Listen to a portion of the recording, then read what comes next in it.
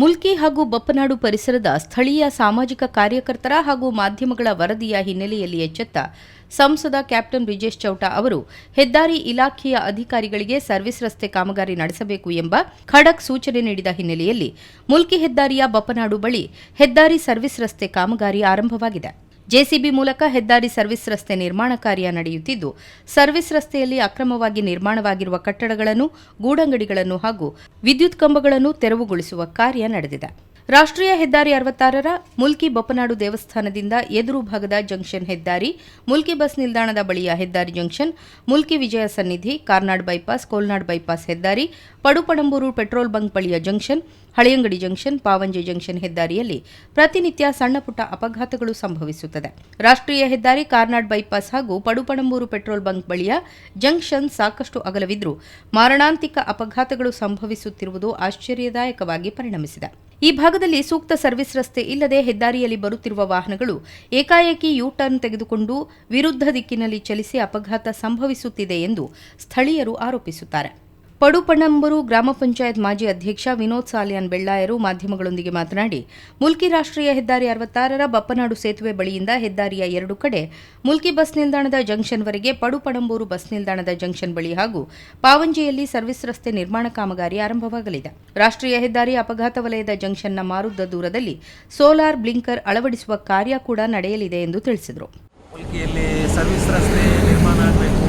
ಅಲ್ಲಿ ಆಕ್ಸಿಡೆಂಟ್ ಝೋನ್ಗಳಿದೆ ಜಂಕ್ಷನಲ್ಲಿ. ಅದೇ ಕೂಡ ಪಡುಪಣಂಬೂರಿನಲ್ಲಿ ಕೂಡ ವಿರುದ್ಧ ದಿಕ್ಕಿನಲ್ಲಿ ಬರುವಂದಾಗ ಸುಮಾರು ಆಕ್ಸಿಡೆಂಟ್ಗಳು ಸಂಭವಿಸಿದೆ. ಹಳೆಯಂಗಡಿಯಲ್ಲಿ ಕೂಡ ಆ ರೀತಿ ಇದೆ. ಪಾವಂಜೆ ಜಂಕ್ಷನಲ್ಲಿ ಕೂಡ ಅಪಘಾತಗಳು ಸಂಭವಿಸಿದೆ. ನಮಗೆ ಗೊತ್ತಿದೆ ಎಷ್ಟು ಅಪಘಾತಗಳು ಸಂಭವಿಸಿದೆ ಮತ್ತು ಡೆತ್ ಕೂಡ ಆಗಿದೆ ಅದರಲ್ಲಿ.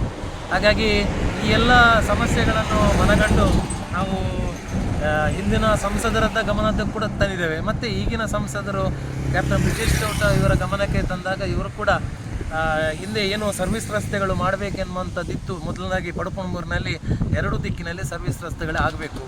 ಅದೇ ರೀತಿ ಮುಲ್ಕಿಯಲ್ಲಿ ಕೂಡ 2 ದಿಕ್ಕಿನಲ್ಲಿ ಅಲ್ಲಿ ಬಪ್ಪನಾಡು ಬ್ರಿಡ್ಜಿನವರೆಗೆ ಸರ್ವಿಸ್ ರಸ್ತೆಗಳು ನಿರ್ಮಾಣ ಆಗಬೇಕೆಂಬ ದೃಷ್ಟಿಯಲ್ಲಿ ನಾವು ಮಾತುಕತೆ ನಡೆಸಿದಾಗ ಈಗಾಗಲೇ ಅದರ ಟೆಂಡರ್ ಪ್ರಕ್ರಿಯೆಗಳು ಮುಗಿದು ಈಗಾಗಲೇ ಮುಲ್ಕಿಯಲ್ಲಿ ನಮ್ಮ ಅದಿದಂದ ಹೋಟೆಲ್ನ ಸ್ವಲ್ಪ ಮುಂದುಗಡೆ ಅಲ್ಲಿ ಹೊಸತು ಒಂದು ಫ್ಯಾಬ್ರಿಕ್ಸ್ ಅಂಗಡಿ ಆಗಿದೆ, ಮಳಿಗೆ ಆಗಿದೆ.